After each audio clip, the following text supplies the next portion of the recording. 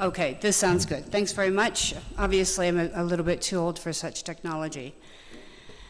Well, before I begin, I really would like to pay my respects to His Majesty the King, as well as the Right Honorable Prime Minister, and the Dean of the University, Sangye George, as well as our moderator today, Professor Sunesh Nawan, and all of the panelists that are here with me today, several of whom are from Bhutan, and so their words, I think, will be far more meaningful than perhaps what I can bring to this discussion.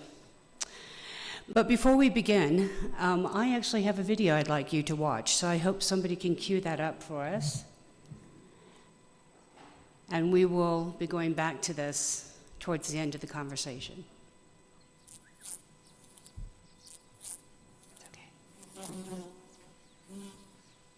I am a bee.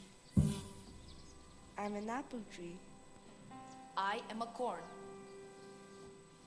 I am a grass. I am forest. I am a bird. I am a fish. I am a tiger.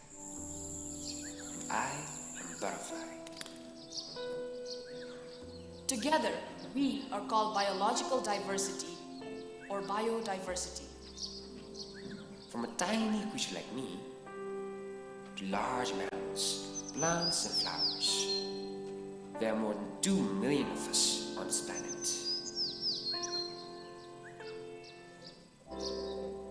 And over 11,000 of us live in Bhutan, including me, Dakin, the national animal of Bhutan.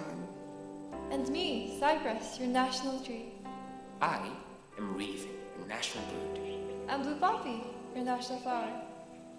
And I'm Ludlow's Bhutan swallowtail, your national butterfly. We live in Bhutan's lush green forests, protected as national parks, wildlife sanctuaries, strict nature reserve, and biological corridors. Some of us live in Bhutan's pristine mountains.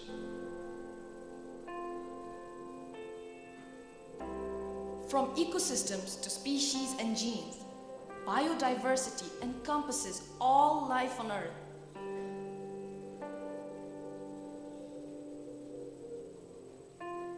Ecosystem diversity is a variety of different habitats, communities, and ecological processes. For example, forest ecosystem, Grassland ecosystem, Freshwater ecosystem, agriculture land and wetland ecosystem. Species diversity is a number of different species present in an ecosystem. Species diversity contributes to ecosystem health. Each species is like a thread holding together an ecosystem. If one species disappears, an entire ecosystem can start to unravel.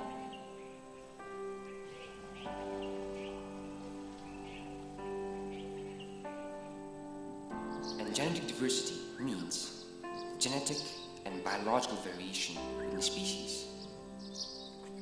For instance, different breeds and varieties of animals and plants. Genetic diversity is important because it makes it possible for species to adapt to the changes in environment, ensuring a better chance of survival. We play different roles important to sustain all lives on the planet. Without us, you cannot grow your food. I give you food, home, water, clean air, and many more. I help make your garden fertile.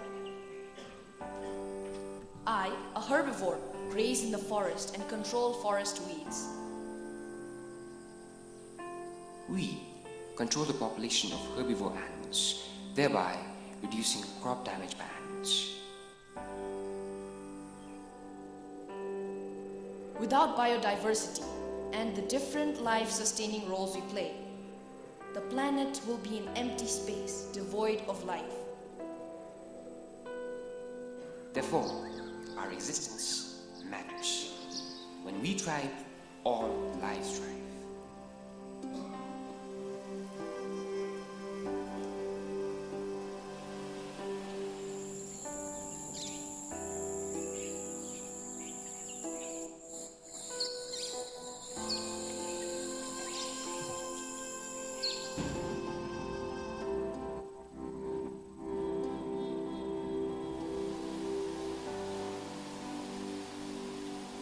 But we are under threat. The climate is changing. I am heating up. I am melting at a speed never seen before. Plastics are choking me. I am drowning in waste. I'm breathing polluted air. Everything around me is changing rapidly.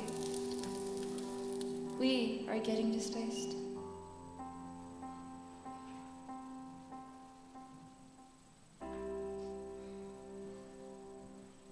But there's still hope. It's within every human's power to save biodiversity. Protect nature, plant trees, say no to plastics. Reduce emissions and manage waste. Practice sustainable production. Invest in biodiversity. Let's do our bit. Together, we can build a shared future for all life.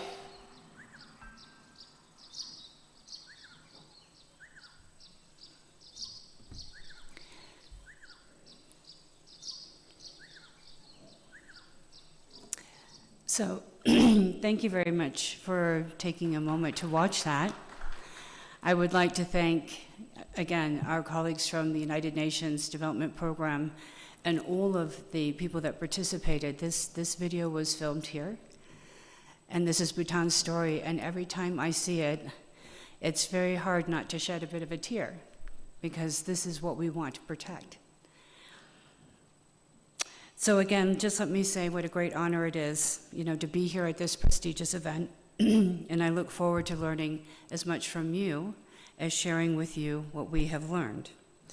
And together, I think we'll have a very interesting conversation about climate financing and addressing the questions on how to bridge the social and economic divide. But I don't think we can have this conversation without also looking at and acknowledging what climate change does and how it affects gross national happiness. Globally, we know that climate change has a tremendous effect. It's everything from extreme weather events, sea levels that are rising, loss of biodiversity, and it can all have a direct impact on our well-being and quality of life, because it robs people of their livelihoods in some cases. Farming cannot be done the same way it used to have been done many years ago when weather patterns were predictable. Rising sea levels are taking land away from small islands that desperately need that. So there's a flip side, though, because globally we're also seeing that people are taking a transition to low-carbon, environmentally friendly, and sustainable economies. They're doing it through lifestyle, and they're also thinking about gross national happiness, and what does this mean? How can our lifestyles change to protect the environment, to increase employment opportunities, to improve health outcomes, to strengthen social and community connections, and therefore addressing the climate change and promoting sustainable development that can be the key to improving gross national happiness. So far, I don't think I've told any of you anything new, but it is leading to a discussion that I hope will be food for thought. And of course, after this video too, I just want to say I'm really glad that I'm still a champion of insects. And just read in the newspaper, there are 6 new varieties of mosquitoes in Bhutan. So again, well done. You are definitely ahead of the curve when we're looking at the situation of other countries. So let's do that just for a moment. If we're looking at the global state, the United Nations Development Program came out with a Global Human Index report recently, 2022. And it actually points out that we have a lot more uncertainties than we used to have in terms of the complexity and understanding the climate change and the biodiversity crisis, if it will. Inequalities and political polarization are playing a much greater role. In the 2022 report, it showed that basically 35% of the world's population is demonstrating much more stress than just a decade ago when we registered 10%. Least developed countries remain the most vulnerable, along with vulnerable populations in other parts of the world and pockets.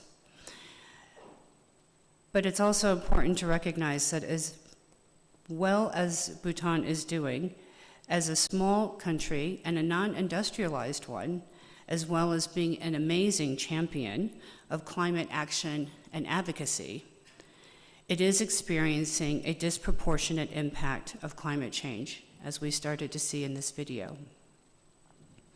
And so this calls for collective action, partnerships, leadership, so that we can adapt to and prevent climate change.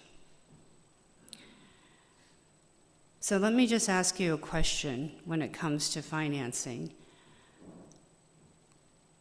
which was posed to the United Nations some years ago. How much would it really cost for nations that actually create a lot of the carbon emissions that are heating our planet, as well as other pollutants? How much do you all think it would cost to correct the situation? A couple $1 million? Raise your hand. 100 million? Is that enough? No? 200 million? 500 million? $1 billion? Somebody's been doing their homework, because almost always somebody will raise their hand because the sums of money sound so extraordinary. But the United Nations Framework Convention on Climate Change, UNFCCC, we love our acronyms in the UN, basically estimated that from the year 2020, rich nations would have to contribute $100 billion annually in order to try to address a lot of the damage that has been done over the last century. The reality, however, of receiving these funds is not happening. So what does this mean for us? We're not bringing in the money, so therefore we need to do several things, okay? One, we can't be just dependent on the UN to bring in funds to help with these types of things. We need to be working more actively and expanding our partnerships and our networks, bringing in the private sector to help a lot, with how we are going to address this issue. And as I said, Bhutan is already well ahead of the curve here, and it's known for its commitments to sustainable development and making significant progress. Time. I'm going to speed up. I normally speak too quick. People can't understand me. But basically, we have to find another way to move forward. And as you all are aware, Bhutan is also going to graduate from a least developed country, which is absolutely amazing. But in that process, there's also a few things that will that Bhutan will not be able to avail of going forward, right? So vertical funds, climate funds, different streams. As a country that graduates into another category, Bhutan will not get preferential treatment, right, for these fundings.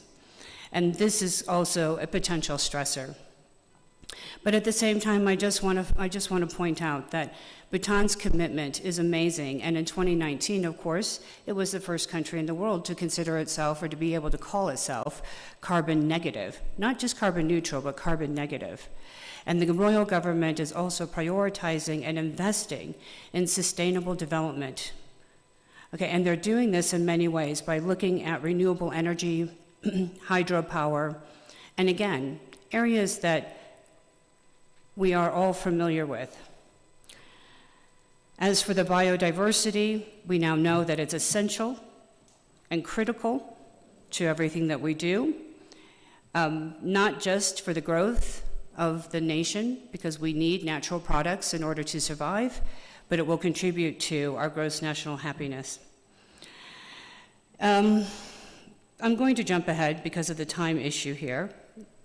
And while the picture I'm painting perhaps doesn't sound too terribly terrific, we know that human beings are really resilient and that they do find ways to cope. And wherever there's a crisis, there's also a silver lining. We can see it with the Ukraine war. Europe survived this last winter on much less fossil fuel support to provide heat than it ever has. And it's also pushing their economies to go green as opposed to being reliant on fossil fuels. So it's just an example of wherever there's a crisis, always a silver lining. And this is going to lead me to my next, what I consider to be the solution. If we don't have enough financing, we live and work in a country that actually has not been damaged by an industrial revolution that has polluted and left parts of the country unusable. So I turn to what I call circular economy, also very affectionately known as donut economics, by Kate Bosworth. And I think all of you have probably heard about this. I understand that His Majesty has had about 1,000 civil servants trained by her in this donut economic situation. And it is a possible way forward because it doesn't necessarily require money. It requires a new way of thinking. The donut consists of 2 centric rings, a social foundation to ensure that no one is left falling short on life's essentials, which is the United Nations, leaving nobody behind. And it also addresses an ecological ceiling to ensure that humanity does not collectively overshoot the planetary boundaries that protect the Earth's life-supporting systems. And between the 2 sets of boundaries lies a donut. Okay, I didn't put up a slide for you, but I'll tell you where to find it if you're interested after this, where we can safely operate, we can safely do our work, we can help people to thrive, but we don't damage the planet in the process. And the premises is also not necessarily about growth, but how do we regenerate? And it was just a few weeks ago that I was on a call with Kate. She was speaking with the resident coordinators who are here in the South Asia area. And she was very excited to say, I'm coming back to Bhutan. We're going to be doing another training. And I was excited. I thought, wow, I'm going to get to meet her in person. She's a bit of an idol, right? And she said, no, we're going to do it virtually. She walks the talk. She said, I'm not going to contribute to carbon emissions. I'm going to be part of the solution. I thought, well, okay, that's pretty good. But just so that you know, as part of UN reform, looking at donut economics, using that as a foundational premises for all of our new cooperation frameworks going forward, we do believe is the right way to invest. She looks at 5 key areas that we all need to think about, okay? So she's asking us to look at purpose, which brings me back to, my goodness, time flies, which brings me back to the video. What is the purpose for all of us? And if the purpose is to protect the environment so that we have the ability to thrive as a country and as a community, as individuals, then this is how we want to think when we are setting up sustainable businesses. So she's asking and telling us that in order to succeed, we have to think differently. And it's not about the bottom line in terms of making more money, but how are we successful? So networks, we need to look at our networks to understand who are we working with. Are we providing lifelines to suppliers, or are we being very cutthroat and it's just a very short-term transaction to get what we need? Governance, who is in charge? Who are the stakeholders? Are they interested in the purpose, or are they interested in something else? Ownership. Again, who are the owners? And when you look at ownership, and then the last category, finance, I like to put them together because it's not just about transformative ideas and reinvestment, but there are ways in which we can increase an individual's living wage just by making them part owners of companies that they work with.